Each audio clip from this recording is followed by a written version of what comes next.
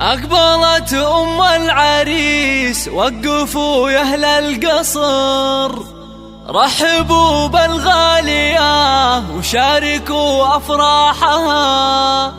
أقبلي يا أم نايف واشرقي مثل القمر، والسعادة في حضورك أمطرت همالها. هاليوم فرحة ولدك، افرحي يا أغلى البشر، افرحي جعل السعادة عليكم فالها، افرحي جعل السعادة عليكم فالها.